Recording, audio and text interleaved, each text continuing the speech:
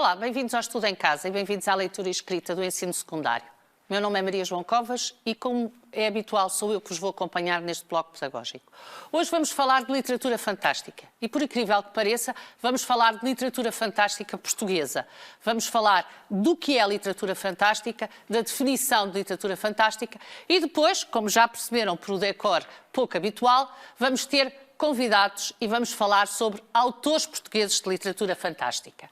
A literatura fantástica, como vocês devem saber, é um género literário que foi criado a partir de uma realidade que não se rege pelas leis do nosso mundo. Portanto, aqui a imaginação acaba por ser o poder maior do escritor. E, na realidade, há todo um universo que foi construído na literatura fantástica que vai desde o ficcional até onde a imaginação do autor nos quiser levar. E vamos ver onde é que eles nos levam.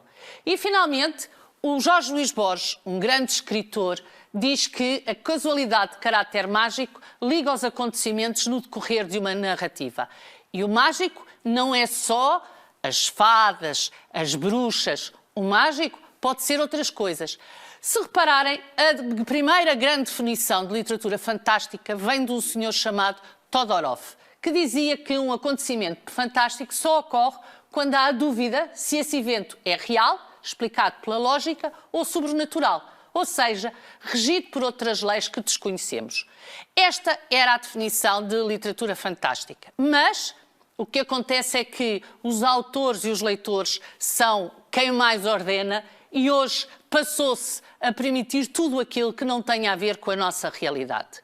Portanto, os mortos que andam entre os vivos, os monstros das mais variadíssimas formas, os animais e as pedras que falavam, no fundo, se quiserem, é umas fábulas mais negras, mas que vão buscar muito do imaginário primitivo. Na literatura fantástica, nós temos como primeira referência maior O Senhor dos Anéis, do Tolkien e todo aquele universo, que no fundo depois vai bater com o do Martin na Guerra dos Tronos. E já fizemos aqui um bloco sobre a Guerra dos Tronos. E, obviamente, não podemos esquecer a Stephen Meyer, que foi fundamental para o ressurgimento deste estilo literário, deste género literário e talvez, se quiserem, a sua consagração. Depois temos os Hunger Games, também muito famoso, principalmente por causa dos filmes. Mas se vistes o filme, não te esqueças de ler o livro. E aqui temos o primeiro autor português, Filipe Faria, um dos grandes da literatura fantástica. Mas não é ele que se vai sentar nestas cadeiras, já lá vamos. E finalmente temos outro autor português, o David Soares, também ele responsável pela literatura fantástica em Portugal.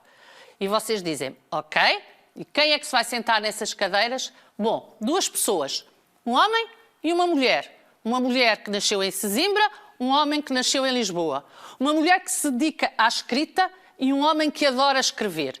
No fundo, se quiserem, dois grandes autores de literatura fantástica do nosso país e que eu gostaria muito que vocês os conhecessem e principalmente acho que eu e eles, mas isso vamos ver na conversa, que os lessem. E é com muito agrado que eu chamo a Sandra Carvalho e o Rafael Loureiro. Meninos, vamos falar de literatura fantástica? Vamos. Bom dia, boa tarde, muito obrigada por terem vindo. Muito obrigada. Muito obrigada por terem aceito o convite. E a primeira coisa que eu vos queria perguntar era exatamente como é que nasceu esta paixão pela literatura fantástica. Rafael, primeiras senhoras? Primeiras senhoras. Literatura fantástica porque é fantástica.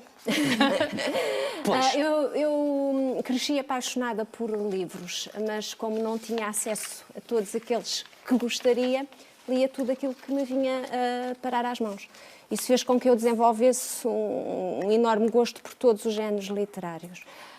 Quando comecei a escrever as minhas próprias histórias, quando senti esse impulso por volta dos 12 anos, percebi que era mais feliz, que me sentia mais realizada quando misturava o romance, porque eu sou muito romântica, a aventura, a comédia, a realidade histórica e lhes adicionava ainda umas pitadas de magia. Portanto, tudo isso fez com que eu descobrisse o universo da literatura fantástica. É exatamente esse o encanto que a literatura fantástica tem para mim. Eu, como tu já disseste sim muito bem, eu posso explorar todos os géneros literários tendo por único limite a minha imaginação. Rafael? Bom, um bocadinho à semelhança da nossa Sandra, mas na minha experiência, a literatura fantástica, eu penso que já havia a semente dessa paixão pela literatura fantástica dentro de mim, só que eu simplesmente não sabia que ela lá estava. Eu tentei encontrar, tentei ler vários géneros literários, mas quando li Anne Rice, A Mãe dos Vampiros, a entrevista com o vampiro,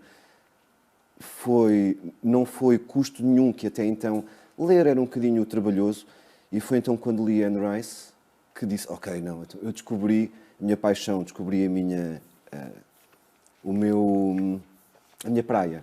E então foi a partir daí, com Anne Rice e com outros autores do mesmo género, que percebi então que a literatura fantástica é aquilo que eu gosto, é aquilo que me define e é aquilo que eu hei de escrever.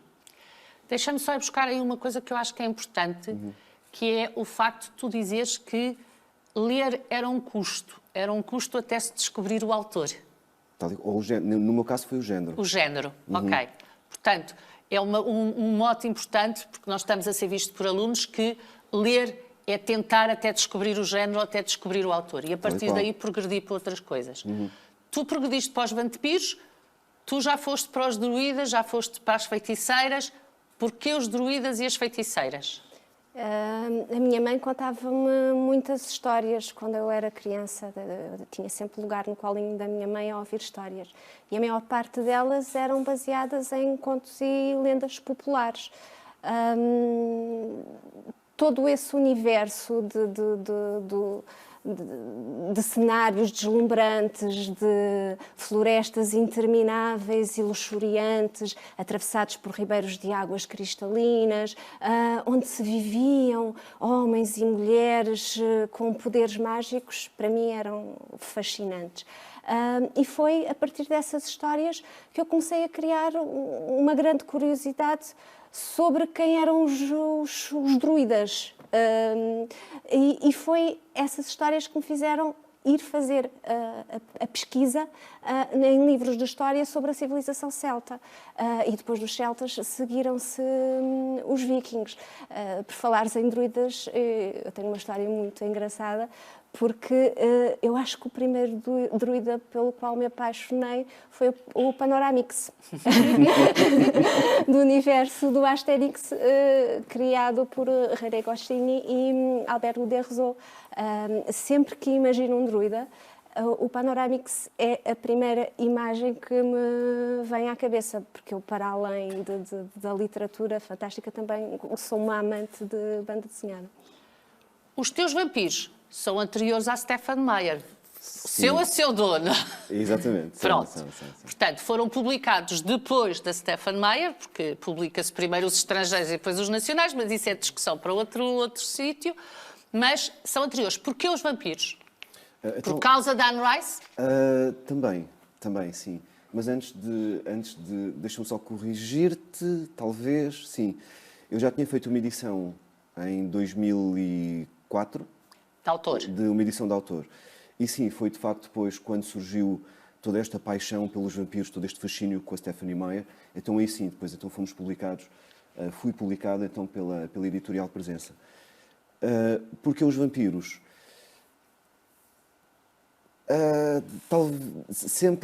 Eu sempre tive um fascínio pelo terror.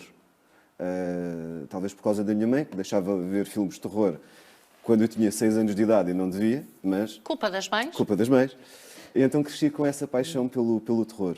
E na adolescência descobri que havia, quando conheci o movimento gótico, descobri que havia um género de terror diferente. Um género de terror romântico. E foi aí então que comecei a descobrir, inclusivamente, novas bandas, novos cineastas, como é óbvio, novos autores. E fui então descobrindo que existia um género chamado ultra-romantismo, em que nós temos em Portugal o nosso Soares de Passos, que é fabuloso, que é uma das minhas inspirações. E depois com ele, claro, Anne Rice, Allan Poe, Polidori, todos estes dentro do universo do terror, mas um universo do terror romântico. E para mim, qual o personagem que é o expoente máximo deste universo de terror romântico, senão o vampiro. Vampiro.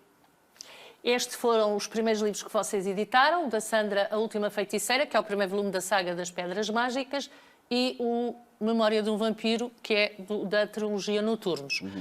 De qualquer forma, é muito interessante perceber que veio quase do berço, não é? Veio das mães, Sim. Quer de um lado, quer do outro, acabou por vir das mães, e isso é muito interessante. Ou seja, se os pais contarem histórias, se os pais deixarem...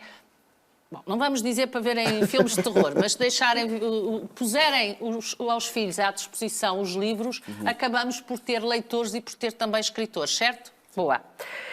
Qual é a mais-valia da literatura fantástica em relação aos outros géneros literários, se é que há? Porque ele já misturou, e tu também, o romance com o literário.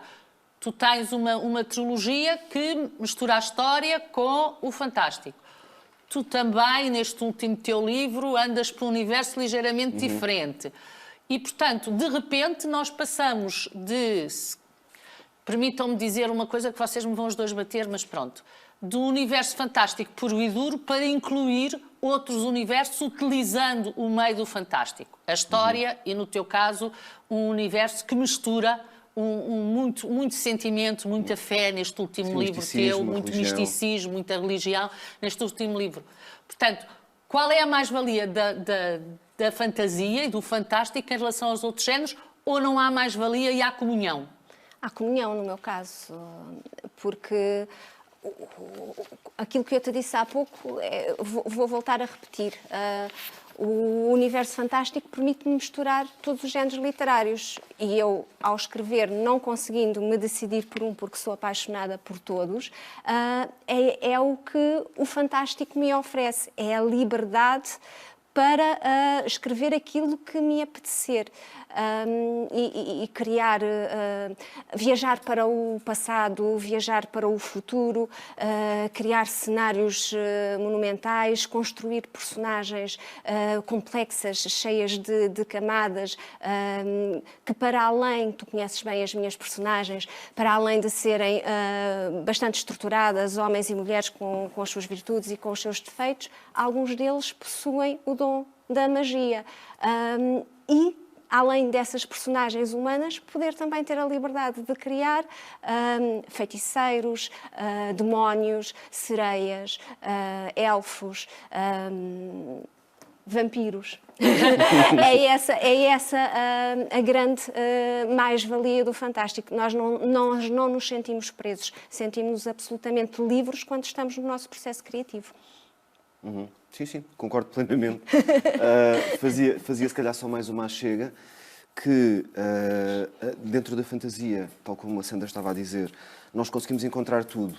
Conseguimos encontrar a comédia, conseguimos encontrar suspense, policiais e as minhas obras são um caso desses em que eu começo numa trilogia de vampiros, em que podem existir quase na minha rua de trás, não é?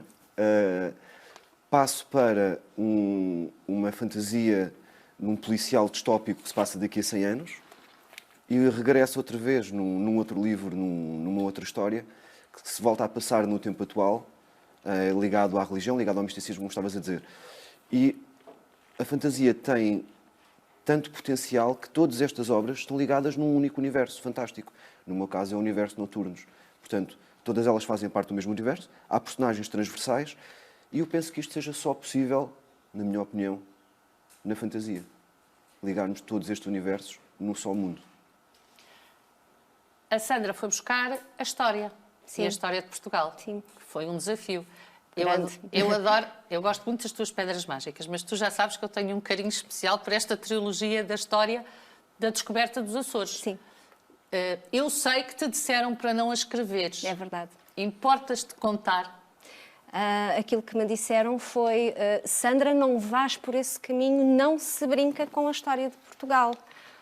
Os historiadores vão-te crucificar. Foi essa a expressão de pessoas que estavam não só muito próximas, mas também ligadas à publicação. E aquilo que me disseram foi: não vás por esse caminho. Mas eu sentia esse apelo cá dentro, e não só. Era uma das coisas que os meus leitores também me pediam muito. Diziam-me: Sandra, usa a fórmula da saga, essa magia, essa emoção, essa paixão que nós adoramos, usada na história de Portugal. Dá cor, dá luz à nossa história de Portugal, porque aquilo que se nota nas escolas é que os nossos miúdos acham a história muito rígida. Então introduz a tua emoção, que nós gostamos tanto na história de Portugal. E eu quis fazer isso. E foi um desafio muito grande, porque eu cresci apaixonada pelos celtas e pelos vikings e tinha imensa pesquisa feita. Sobre a história do Portugal, eu tinha de fazer essa pesquisa e, além disso, ainda sentia a responsabilidade de, ao estar a misturar a história com a fantasia, ter de respeitar a história para quando os jovens e os adultos a fossem ler, todas as indicações históricas que lá estivessem, houvesse uma correspondência com a realidade. Tanto que nos meus livros existem umas notinhas de rodapé para se tornar mais fácil a leitura, para eles perceberem onde é que eu misturei, fundi a realidade com a fantasia e depois terem essa curiosidade de irem pesquisar nos livros de história e verem a realidade. E foi um projeto que me deu muito trabalho, mas todo esse suor e lágrimas foi recompensado, porque eu cheguei ao fim muito orgulhosa daquilo que tinha feito e depois aquilo que os comentários, mesmo dentro da comunidade escolar, os miúdos adoram a história e muitos deles dizem-me: Sandra, eu fui pesquisar os livros de história, fui ver onde é que estava a realidade, onde é que estava a fantasia e tive curiosidade de ir para além disso e descobrir mais. E então é um tremendo orgulho. Tenho muito orgulho nessa minha trilogia. Eu gostei muito. E tu, és um apaixonado pelo cinema?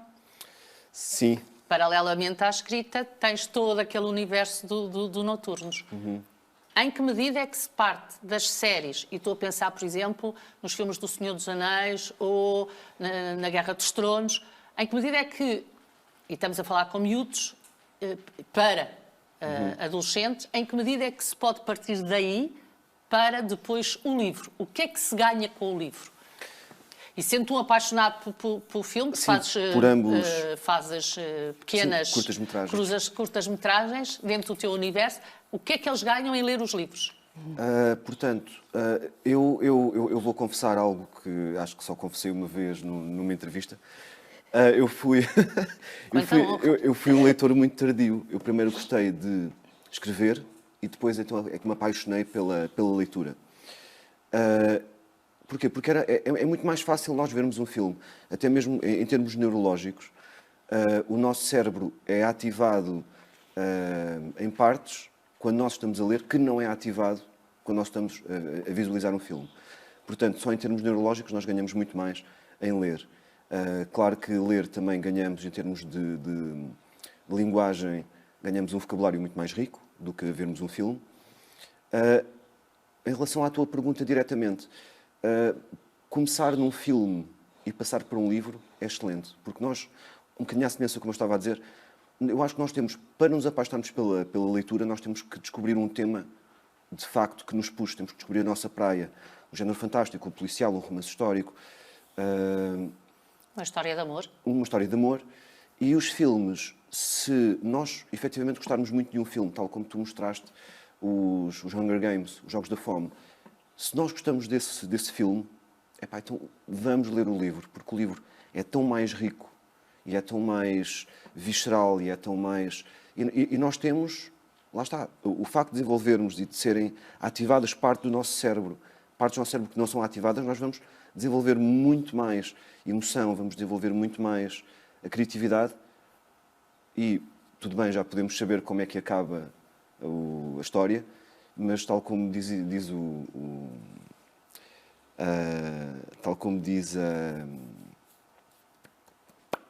a frase, que não interessa o fim, interessa a viagem. Exatamente. Portanto, acho que é sempre um desafio. Estes são os vossos últimos livros. A Noite do Caçador. A Sandra finalmente escreveu um livro, um standing alone, depois de 8 e mais 3. E A Sombra do Peregrino, tu vais buscar uma personagem do Noturnos, mas que lhe dás outra roupagem. Deixem que vos diga que, e se a minha opinião serve para alguma coisa, vocês estão a escrever muito melhor do que no primeiro livro e estão com uns universos fantásticos, quer um, quer outro. Eu a Sandra conheço bem. O Rafael não sou tanto de vampiros, mas este livro apaixonou-me. Este livro eu achei brilhante, porque tu consegues misturar um sentimento com... Nós temos aquela ideia de que o vampiro é cruel, mas não. O vampiro é uma pessoa que sente, e ainda por cima é este vampiro que é acusado de algo que não fez e que... Neste caso, este personagem é humano. Vai haver um vampiro que se vai cruzar na história. Exatamente. O que é que estão a ler? Eu, neste momento, estou a ler livros de história. Que bom! Vamos continuar com a história? Vamos continuar com a história.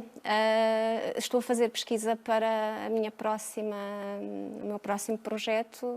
Pronto. Ele já fez uma inconfidência hoje. Não queres fazer uma inconfidência e dizer qual é o próximo projeto? Não. Não? Ok. O que estás a ler? Estou a ler um dos livros que tu mostraste. Portanto, estou a ler um dos nossos colegas também da nossa casa, da nossa editora, o Filipe Faria. Ok. Sim, senhora. Estou a ler as Crónicas da Lária. Que também são uma série deles. São 7. São 7, pois. 8 agora. 8 agora. 8 agora. Estás a ler o último? Estou no 3º. Ok. E recomendas? Um adolescente pode ler? Sim. Sim, sem dúvida. O nosso colega o Filipe tem um condão de usar vernáculos, usar palavras muito fora do comum. Mas isso é bom, é bom. Exatamente, o que é fantástico, porque, mais uma vez, vamos enriquecer, ou o jovem que lê e que não conhece, vai enriquecer o seu vocabulário, mais uma vez, como eu tinha dito, uma das vantagens da E o leitura. desafio é depois começar a usar essas palavrinhas nas suas próprias composições, nas suas próprias conversas. Eu vi isso quando trabalhei com uma turma à Noite do Caçador, que inicialmente eles tiveram alguma dificuldade com o vocabulário e depois de desconstruído, adoraram, e tu tiveste a prova disso numa... E eu, com a idade deles, era exatamente o que fazia. Abria o dicionário assim aleatoriamente, olhava, via uma palavra, agora vou começar a usar esta. E às vezes até surpreendia os meus professores quando colocava essa palavra nas composições. Então, mas onde é que esta miúda descobriu esta palavra? Como é que ela sabe? E depois perguntavam e eu explicava, e acho que é uma forma de nós mantermos viva a nossa língua e torná-la apaixonante, e também para fazermos um bocadinho de inveja aos nossos colegas que depois têm que ir ao dicionário procurar o que é que nós... Isso é sempre bom. Estamos no meio de numa pandemia, estamos num momento que é para ficar em casa, e eu digo sempre que este é um momento ótimo para ler. Para além dos vossos livros, obviamente, que eu sugiro e que a vossa modéstia não vos deixaria sugerir, mas que eu sugiro, sem margem para dúvidas, o que é que poderiam dar como, não estou a dizer fantástico, mas vamos para casa, temos uma pandemia, obviamente temos que continuar com as aulas, temos que continuar a estudar, temos que continuar a trabalhar, mas vamos acabar por ter pelo menos o tempo de deslocação até à escola livre se as aulas fecharem. O que é que se pode ler? Pode-se ler tudo, leiam, ler é fantástico. Cheguem à vossa estante, à estante da vossa casa, peguem no primeiro livro, quer seja pela capa, quer seja pelo nome, e façam uma experiência. Abram um livro, comecem a ler. Não gostaram? Fecham um livro, tirem outro livro. Leiam. Leiam vários autores, leiam dentro de todos os géneros literários. Porque ao lermos os variados géneros literários estamos a enriquecer-nos, estamos a viajar para outros mundos, estamos a encontrar, a descobrir palavras novas, estamos a desenvolver o nosso raciocínio, e ler é essencial. E então leiam, eu não vou dizer leiam isto ou leiam aquilo que mais vos apetecer, leiam os livros que vocês sintam o apelo, leiam as histórias que vos apaixonem, porque é a partir dessa paixão que se faz um leitor. A partir do momento em que nós descobrimos, e às vezes não é fácil descobrir o nosso género de eleição, mas a partir do momento em que o descobrimos é uma paixão e nós não conseguimos simplesmente parar de ler, por isso simplesmente leiam. E não há idades? Não há idades. E leem o quê, Rafael? Tal e qual como a Sandra disse, e tal e qual pela minha experiência também como leitor, é ler até descobrir a nossa praia, o nosso género, a nossa paixão, o nosso tema favorito. Porque a partir daí não vamos conseguir parar de ler. Portanto, leiam até descobrir. É o que eu digo, o importante é ler. Se quiserem ler o Rafael e a Sandra, estão à vontade e eu asseguro-vos que vão ficar muito bem entregues. Se quiserem ler outros, leiam. Eu quase que me atreveria a dizer que tentem começar por ler os portugueses. A nossa literatura merece ser lida e a nossa literatura contemporânea merece ser lida. Já falámos aqui do Filipe Faria, poderíamos falar de muitos outros em muitos géneros literários. Felizmente, Portugal tem uma grande literatura contemporânea do género fantástico e de outros que vale a pena ser lida. Portanto, eu junto-me a eles, vou-vos deixar por hoje, mas o que é importante é lerem. Muito obrigado por terem vindo, muito obrigado por estarem aqui e nós vemo-nos no próximo bloco. Até lá!